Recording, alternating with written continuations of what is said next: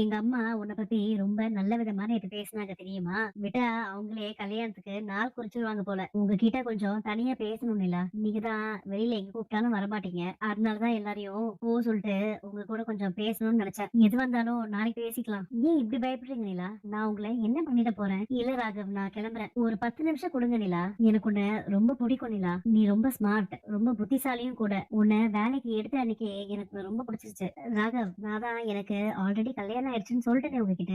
என்கிட்ட வந்து இப்படி பேசிட்டு இருக்கீங்க? எனக்கு கல்யாணம் ஆயிடுச்சு ராகவ். சோழன் தான் என்னோட ஹஸ்பண்ட். சேர்னு ரெஸ்டாரண்ட்ல மீட் பண்ணி பேசிட்டு தான் வரேன் நிலா. அவர் எல்லா உண்மையும் சொல்லிட்டாரு. உங்களுக்கு நடந்தது டிராமா கல்யாணம். உங்க அப்பா கிட்ட இருந்து தப்பிக்கிறதுக்காக போலீஸ் ஸ்டேஷன் போய் நீங்க சோழனை கல்யாணம் பண்ணி இப்படி எல்லா கதையுமே எனக்கு தெரியும். அது ஒரு பொய் கல்யாணம். ஆனா அந்த கல்யாணம் ரெஜிஸ்டர் ஆயிருக்கு. அதுல இருந்து வெளியில வரதுக்காக தான் நீ டிவோர்ஸும் அப்ளை பண்ணிருக்க. உனக்கு நடந்தது ஒரு பொய் கல்யாணம். சொல்ல போனா சோழன் உன் ஹஸ்பண்டே இல்ல. ஆனா உன்னை என் ஆளுன்னு சொன்னா அவருக்கே கோவம் வருதுதான் எனக்கு புரியல. உனக்கு மட்டும் டிவோர்ஸ் கிடைச்சிருச்சா உனக்கும் அவனுக்கும் எந்த சம்பந்தமும் இல்லைன்னு ஆயிடும். நீங்க சொல்றது எல்லாமே உண்மையா இருக்கட்டும் ராகவ். ஆனா உங்ககிட்ட இத பத்தி பேசுறதுக்கு எனக்கு எந்த எந்த அவசியமும் இல்ல. இது என்னோட பர்சனல் மேட்டர். இதுல நீங்க தலையிட முடியாது. நீங்க இந்த கம்பெனியோட பாஸ். நான் இதுல வேலை பார்க்க ஒரு ஸ்டாஃப். அவ்வளவுதான். இதோட நம்ம ரிலேஷன்ஷிப். இதை தாண்டி உங்களோட கற்பனைக்கெல்லாம் என்னால பதில் சொல்லிட்டு இருக்க முடியாது. என்னடா உனக்கும் நிலாவுக்கும் ஏதாச்சும் சண்டையா?